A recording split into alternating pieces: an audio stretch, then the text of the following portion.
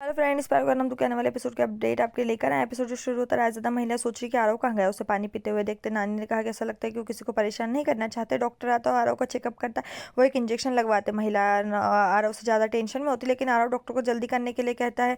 वो इसके लिए डरा हुआ नहीं। डॉक्टर जाता है और छोटी लड़कियाँ पूजा के लिए आती है। आरव बोलते हैं अंजलि उन्हें कन्या पूजन के बारे में बताती है। आरव को इन्वाइट किया जाता है, लेकिन वो कहता है कि वो इन सब पर भरोसा नहीं करता। अंजलि कहती है कि ये आरव भी छोटे की तरह है। लड़कियां उससे उसका नाम पूछती है और कहती है कि वो कितना प्यारा है। आरव नाराज होने लगता है। वो खुशी उससे बोलती है वो क्या खाना चाहता है। उससे कुछ नहीं चाहिए। खुशी जवाब देती है कि वो फिर से बेहोश हो जाएगा। आरव फुसफुसाता है कि वो उस तरह बेहतर था। फिर वो कहता है कि वो टोस्ट और जूस चाहता है। खुशी को याद आता है कि अर्नव भी टोस्ट और जूस मांगता है। अर्नव आरव के ज्ञान को प्रभावित और हैरान है। रायज़दा घर की महिलाएं पूजा शुरू करती है। आरव न्यूज़पेपर पढ़ रहा है और जो कुछ हो रहा है उससे नाराज दिख रहा है। खुशी आरव टोस्ट और जूस लाती है।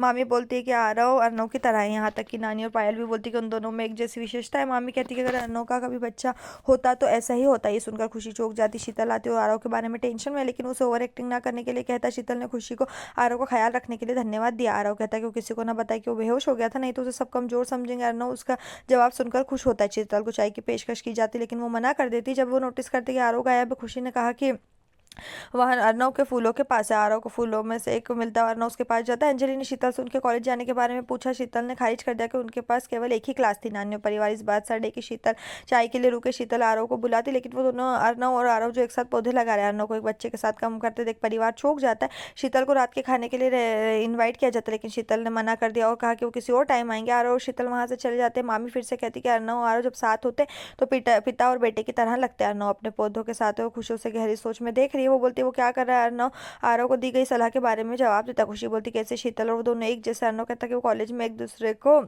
डेट करते थे। खुशी गलत ले समझती। वो कहते कि डेट करते वो कहते दोस्त नहीं थे और वो अच्छे दोस्त थे, लेकिन थोड़ी देर बाद उन्हें एहसास हुआ कि ये प्यार नहीं है और वो अलग हो गए। खुशी बोलती उसने की उसे क्यों नहीं बताया। वो जवाब देता है ये बताने वाली बात नहीं थी और वो भूल गया। खुशी जानना चाहती कि लावण्य से पहले उसकी जिंदगी में कितनी महिलाएं थी और वो कौन थी। अर्नव बोलता है कि अब निश्चित है और लिस्ट बताना शुरू करता है। बहुत सारे अलग अलग नाम बताता है। खुशी ये सब सुनकर चौंक जाती है और कहती कि वो सभी उसके दोस्त है। वो मुस्कुराता। खुशी देखता है कि वो झूठ बोल रही है और उसे मारना शुरू कर। वो डर गई। वो उसका हाथ पकड़कर उसे रोकता है। उससे कहता है कि उससे मिलने से पहले उसे एहसास नहीं था कि प्यार क्या होता है। खुशी और अर्नव गले मिलते हैं। अर्नव से बोलता है कि उसके आवेदन के अनुसार शीतल एक अकेली माँ है और खुशी इसके बारे में सोचती है। यहीं पर जो एपिसोड खत्म। इस तरह के और एपिसोड पाने के लिए चैनल को सब्सक्राइब करें, साथ में बेल भी प्रेस करें।